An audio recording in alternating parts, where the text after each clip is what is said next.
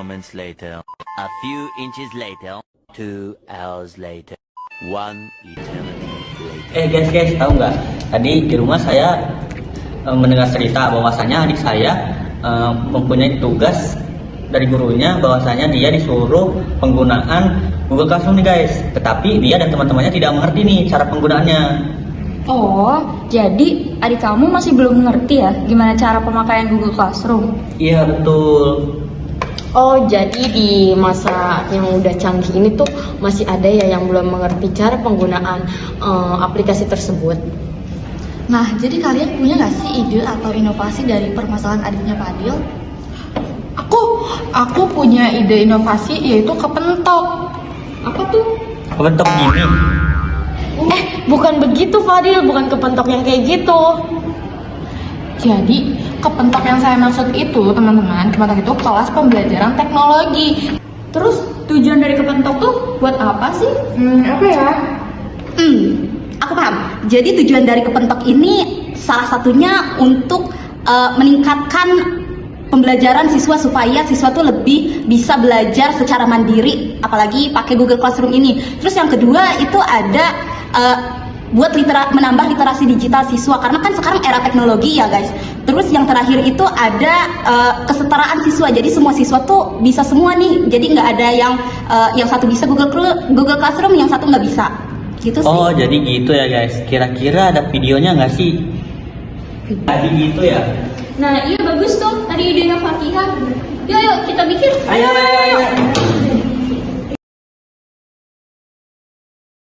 Halo semuanya, selamat datang di video tutorial kelas pembelajaran teknologi atau kepentok.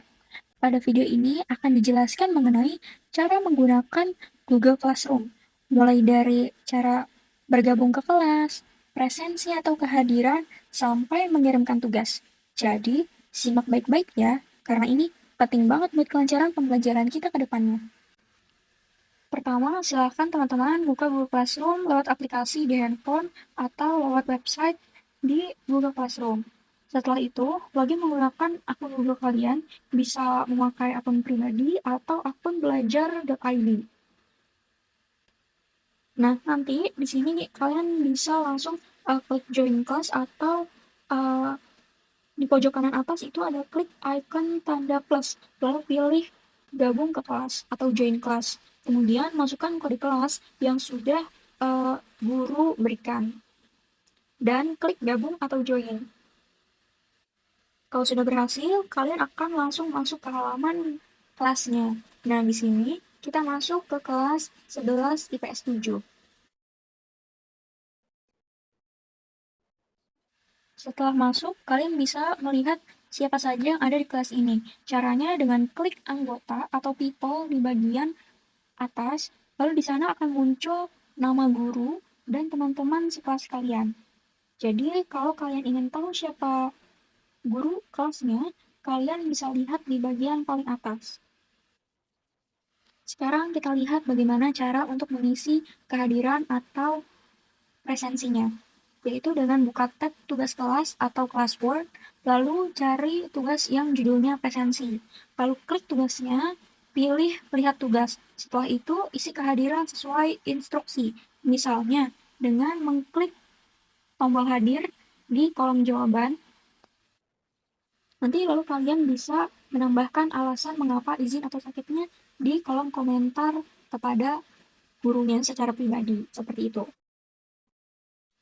Dan jangan lupa klik serahkan. Nah, jika sudah, itu berarti kalian sudah presensi atau mengisi daftar kehadiran untuk hari ini. Oke, selanjutnya mengenai bagaimana untuk cara mengakses buku yang telah dilampirkan oleh guru. Nah, buku teks atau bahan bacaan pendukung ini dapat diakses oleh peserta didik yang sehingga bisa langsung dibaca dengan cara mengklik gambar buku atau tautan yang tersedia, sehingga materi pembelajaran dapat dipahami secara lebih mendalam. Nah, ini sudah terbuka ya. Jadi, bisa langsung dibaca dari di sini. Selanjutnya, untuk tugas yang harus dikerjakan pada hari itu juga. Nah, di sini teman-teman bisa membuka lagi tab classwork atau tugas kelas. Di situ ada tugas berjudul tugas pertemuan 1.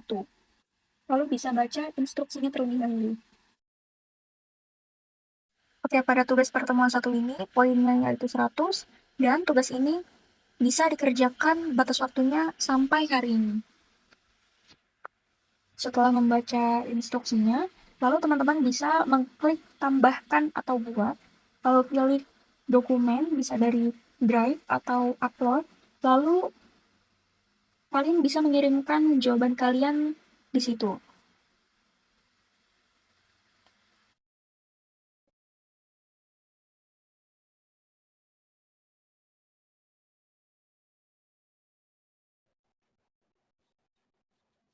Oke, setelah selesai untuk mengupload tugasnya, jangan lupa untuk mengklik serahkan supaya tugasnya terkirim atau sudah benar-benar tersubmit.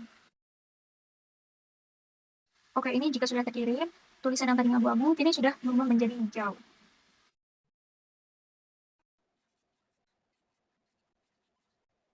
Oke, di sini terlihat adanya perbedaannya antara tugas yang sudah dikerjakan dan tugas yang belum dikerjakan. Jika sudah, itu warnanya berubah menjadi abu-abu, dan jika belum, masih berwarna.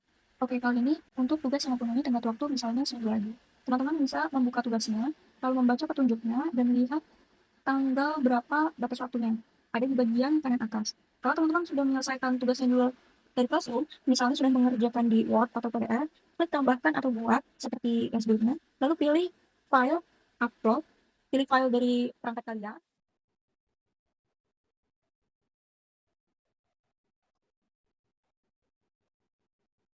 Lalu kalian bisa mengklik serahkan. Nah, di sini pastikan untuk file yang kalian kirim itu sudah benar sebelum dikirim ya.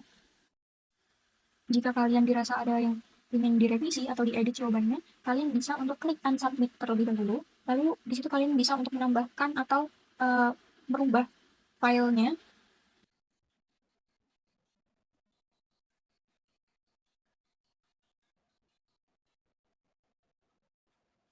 Setelah mengirim tugas, pastikan statusnya sudah berubah menjadi diserahkan. Kalau statusnya masih ditugaskan atau belum dikirim, berarti tugas kalian belum masuk. Jadi, pastikan setiap kali selesai, kalian klik serahkan dan cek kembali supaya nilainya tidak kosong.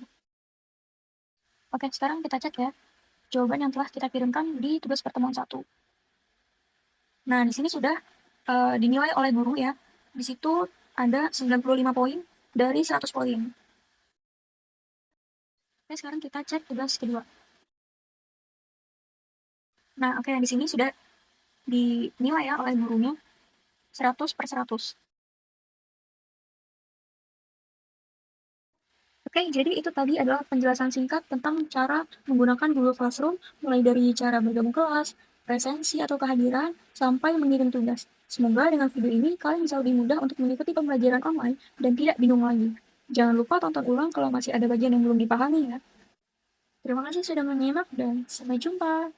Nah, jadi itu guys, langkah-langkah cara penggunaan Google Classroom. Gimana? Udah paham belum?